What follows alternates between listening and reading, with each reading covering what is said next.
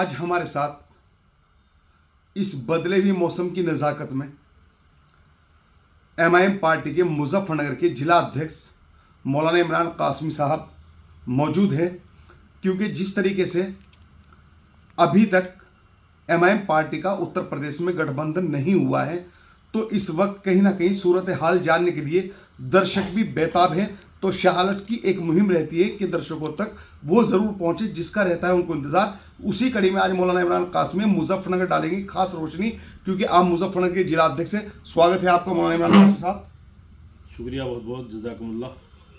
क्या मुजफ्फरनगर लोकसभा चुनाव को लेकर जिस तरीके की सरगर्मियां हैं अभी तक फिलहाल कि यहाँ पर एमआईएम पार्टी प्रत्याशी नहीं उतारेगी या चुनाव ना लड़ने का जो कयास लगाए जा रहे हैं, उसका क्या रीज़न है? वो सब अफवाहें हैं। इंशाल्लाह मुजफ्फरनगर नहीं बल्कि पूरे प्रदेश भर में पार्टी बहुत मजबूत के साथ चुनाव लड़ेगी इंशाल्लाह। और हर ज़िले के अंदर हमारे कार्यकर्ता जो है मेहनत कर रहे हैं, हर सीट के ऊपर लगे हुए हैं। अल्हम्दुलिल्लाह हम लोगों ने मुजफ्फरनगर के अंदर बहुत शानदार मेहनत की है और कई प्रत्याशियों के नाम आ भी रहे हैं। अब हाई कमान के जैसे आदेश होगा इंशाल्लाह, जिसको लड़ाना चाहेंगे उसको लड़ाएंगे, लेकिन इंशाल्लाह चुनाव की हमारी पूरी तैयारी है। एमआईएम पार्टी को गठबंधन में ना लेने की खास वजह क्या है? खास वजह सिर्फ ये है, वो लोग ये नहीं चाहते कि इनकी लीडरशिप मजबूत हो। अगर उन्होंने बैरिस्टर असदुद्दीन साहब को साथ में ले लिया तो उन्हें मालूम है लीडरशिप खड़ी हो जाएगी। वो चाहते नहीं कि मुस्लिमों का कोई अपना लीडर हो, जबकि पूरे भारत के अंदर अगर आज कोई हमारी लड़ाई लड़ रहा है, दबों कुचलों की आवाज़ उठा रहा है, तो सिर्फ और सिर्फ बैरिस्टर असदुद्दीन साहब है। इतने कीमती और बेहतरीन लीडर को साथ नहीं लिया जा रहा है, ये बहुत अजीब बात है। लेकिन लोग समझ रहे हैं। मैं तकरीबन डेली मेरा राउंड है सभी विधानसभाओं के अंदर, लोगों ने सबका नंगा नाच देखा है कि किसने हमारा साथ दिया, किसने हमारा वोट लिया है। सबने सिर्फ हमारा वोट लिया है, लेकिन हमारे मसाइल के ऊपर कोई बोलने के लिए तैयार नहीं है। अभी आपने देखा कल दिल्ली का मामला है कि आपने कोई लीडर बोलता हुआ देखा है, और भी दीगर मसाइल हो रहे हैं। लोगों को डेली मारा जा रहा है। कभी मसाजिद के ऊपर मसला है, कभी मदारिस का मसला है, लेकिन किसी की ज़बान के अंदर इतनी ताकत नहीं कि हमारे लिए कोई आवाज़ उठा सके। पर अखिलेश यादव तो कहते हैं कि मुस्लिम की रहनुमाई समाजवादी पार्टी कर रही है। कुछ नहीं, सिर्फ फर्जी मामला है। अगर काश वो मुसलमानों की रहनुमाई करते तो आज आजम खान साहब जेल के अंदर न पड़े हुए थे। अगर आज वो मुसलमानों की रहनुमाई करते तो आजम खान का पूरा परिवार जेल के अंदर सड़ता हुआ ना होता। क्या उन्होंने कोई शब्द उनके बारे में कहा है? क्या उन्होंने कोई धरना प्रदर्शन दिया है? मैं जिस पार्टी का एक कार्यकर्ता हूँ अदना सा, मुझे इतनी उम्मीद है, अल्लाह न करे अगर मेरे साथ कोई मसला होता तो मेरी पार्टी यहाँ से लेकर वो प्रदेश स्तर नहीं राष्ट्रीय स्तर तक खड़ी हो जाएगी। जिस पार्टी के अंदर जिस बंदे ने इतनी ताकत लगाई, इतनी मेहनत है की, पूरे प्रदेश के अंदर अगर कोई समाजवादी को ताकत देने वाला है तो वो आजम खान है। लेकिन वो आज कहाँ पड़ा हुआ है? उसके बाकायदे बैनर के ऊपर से फोटो भी हटा दिए गए। नहीं, जिस तरीके के आपका मौजूदा हालात पर बात करते हैं मौलाना इमरान कासमी साहब, क्योंकि चुनाव लगभग फाइनल हो चुका है और सबसे मेन वजह यह है कि जिस तरह आरएलडी पार्टी ने भाजपा का दामन थाम लिया और भाजपा के साथ गठबंधन में चली गई, लेकिन आरएलडी के साथ तो अब तक भी बी टीम का ठप्पा नहीं लगा, लेकिन आपको बी टीम बताया जाता है। क्या वजूहत? ये एक फार्मूला है। हमारे जो भाई बेचारे सीधे साधे उनके जहन में बैठ जाता है कि वो साहब बी टीम है, ये टीम है। ये सब बकवास है, कुछ नहीं है। और ये लोग जो 58-54 कभी इधर गिर गए, कभी उधर गिर गए, मुसलमानों का वोट लिया और बीजेपी गोद के अंदर जाकर बैठ गई। सबको मालूम है, अब सबको पता लग गया। हमारे यहाँ के एक किसान उनके बड़े नेता, वो भी कल तक वो साहब को बी टीम कहा करते थे, लेकिन आज वो नहीं कहेंगे कि जैन चौधरी साहब बी टीम है, क्योंकि वो सब उनकी मिलजुली है। सभी एक पहलू की दो रोल अदा कर रहे हैं। तो मामला बहुत अजीब डेंजर होता जा रहा है हमारे देश के अंदर। बड़ा अजीब इस वक्त सियासत चल रही है, जबकि सियासत बहुत बेहतरीन चीज़ का नाम है। आज ये लोग जो यहाँ पर हमारे मुल्क के अंदर जो राजनीति हो रही है कि लोगों को बांटो और राज करो, दबों के ऊपर जुल्म किया जा रहा है। कोई बोलने के लिए तैयार नहीं, जहाँ चाहे जिस जगह चाहे उसके ऊपर जुल्म कर दिया जाता है। मसाजिद महफूज नहीं है, मदारिस महफूज नहीं है, और यहाँ तक कि नमाज पढ़ते हुए ठोकरें मारी जा रही है, जूते मारे जा रहे हैं। जबकि किसी भी समाज के अंदर, किसी किताब के अंदर ये नहीं लिखा कि आप किसी इबादत करते हो को आप इस तरीके से परेशान करो, इस तरह उसके ऊपर जुल्म करो। लेकिन कल जो देखने को मिला है वो बहुत दर्द भरी वीडियो थी, जिससे पूरा देश नहीं पूरी दुनिया हिल गई जिस वक्त वो वीडियो देखी है। जो लोग देश के अपना आपको रखवाले मानते हैं, देश के रक्षक मानते हैं, और वो वर्दी जिसको दी गई ताकि उन लोगों की हिफाजत करे, मुल्क की हिफाजत करे, उस वर्दी पहनने के बाद वो लोग लोगों को जुल्म कर रहे हैं, गोली मार रहे हैं सीधे ट्रेन के अंदर, और पासपोर्ट ऑफिस के अंदर गोली मारी जा रही है और यहाँ तक कि नमाज पढ़ते हुए लातें मारी जा रही है। तो ये देख लीजिए क्या हो रहा है, कहाँ चले गए वो लोग जो हमारे वोट के ठेकेदार मानते अपने आप को, सोचते कि बस ये तो हमारी रखेल है, इनका वोट कहीं नहीं जाएगा। और इस वक्त मैं कहना चाहूँगा वो चंद लोग दलाल है हमारी कौम के, महल्ले के गांव के ठेके ले लेंगे कि ये वोट मेरा है, मैंने इसको तुझे भेज दिया, मैंने तुझे भेज दिया। अल्लाह के लिए अपनी आंखें खोले, अपनी सियासत को मजबूत करे, अपनी क़यादत को मजबूत करे। संविधान ने राइट दिया है, जिसके पास सियासी ताकत नहीं हो तो कौम बर्बाद हो जाती है।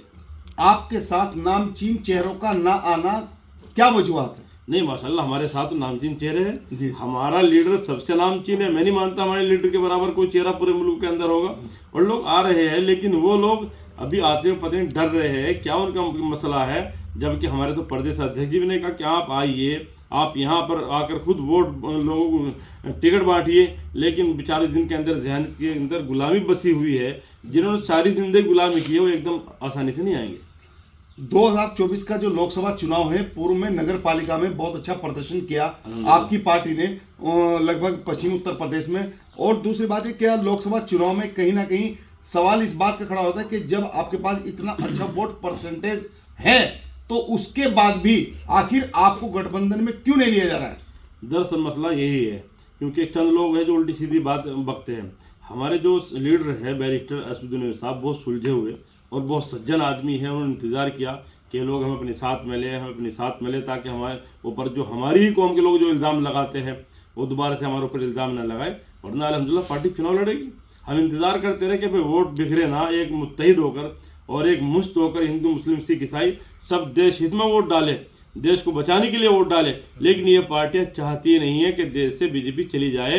अगर ये चाहते तो सारी पार्टियों के साथ मिलकर चुनाव लड़ते। इनका मकसद है ही नहीं बीजेपी को भगाना, ये खुला है। सभी पार्टियों का एक ही मकसद रहता है कि मुसलमान जो है, खास करके भाजपा को जो हराने का ठेका है वो मुसलमान के पास रह जाता है लास्ट में। तो मुस्लिम समाज कब तक इस तरीके की नोयत पर काम करते रहेगा?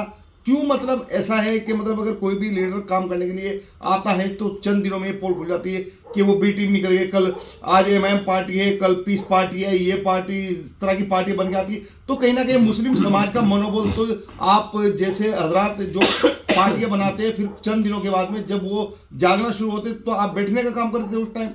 देखिए अल्हम्दुलिल्लाह हम बैठने का हम लोगों ने कभी नहीं किया। हम खड़े हुए मैदान के अंदर, अगर कहीं भी किसी तरह का जुल्म हो रहा है सबसे पहले वहाँ पे हम लोग नजर आते हैं। अब रहा मसला ए टीम बी टीम का, ये तो फार्मूला मैंने अभी आपको कहा है। और वो लोग सभी पार्टियों के लोग पार्टी छोड़ कर, वो समाजवादी हो और कांग्रेस हो, बीजेपी हो, उसमें क्या नाम लोकदल हो, सब बीजेपी ज्वाइन कर रहे हैं। प्रमोद आचार्य को कांग्रेस के थे, इसी तरीके से जैन जी जा चुके हैं और सारे ये विधायक जा रहे, जिनके पीछे हमारे लोग अपनी जानें कुर्बान करते। लेकिन अल्हम्दुलिल्लाह मैं डेली मैदान के अंदर हूँ, लोगों से मुलाकात कर रहा हूँ। जनता कहने लगी खुले लफ्ज में कि इस वक्त मरतबा हम अपना वोट देंगे, वो हिसाब को देंगे। वैसे वो लोग यूँ कहते कि हमें इनके वोट की जरूरत है, ना हमारे वोट से कोई हार रहा ना कोई जीत रहा, तो फिर हम अपनी पार्टी को वोट क्यों ना करें। अल्हम्दुलिल्लाह लोगों ने कह दिया कि हम इस मरतबा अपना वोट एमआईएम को करेंगे। और इन लोगों की सब की आंख खुली रह जाएगी कि कल तक ये सब हमारे पीछे फिरते तो आज क्या हो गया। जैसे आपने कहा है कि ये छोड़ के जा रहे पार्टी और छोड़ के जा रहे, इस तरह आपके भी तो काफी विधायक छोड़ के गए थे आपको? नहीं, वो छोड़ के नहीं गए तो बिके थे।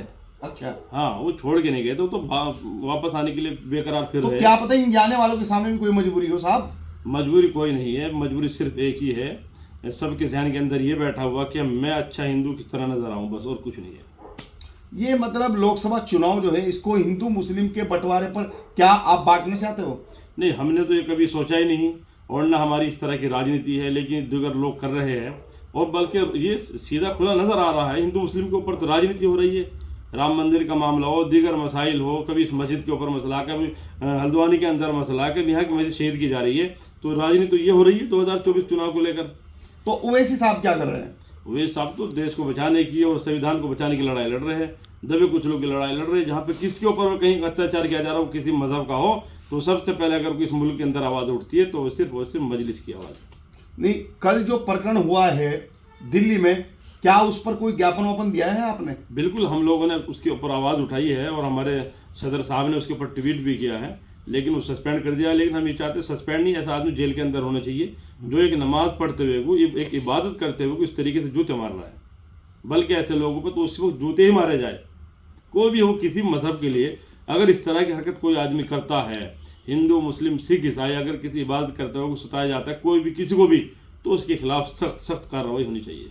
जिस तरीके से आपको मुजफ्फरनगर पे बड़ी जिम्मेदारी है, तो मैं आपसे थोड़ा सा एक लास्ट सवाल ले लेता हूं, क्योंकि अब वक्त की जो नज़ाकत है वो इजाज़त नहीं देती।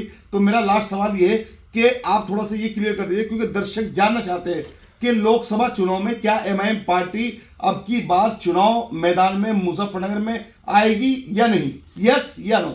इंशाल्लाह आएगी, पक्का आएगी। सिर्फ हम लोग बैठे हुए थे कि भाई हम भी साथ मिलके चुनाव लड़े ताकि वोटों का बिखराव ना हो, लेकिन ये लोग जब नहीं मान रहे, नहीं समझ पा रहे, तो इंशाल्लाह हम लोग मजबूत साथ चुनाव लड़ेंगे। हमारे अध्यक्ष जी बहुत जल्दी लिस्ट जारी करने वाले हैं।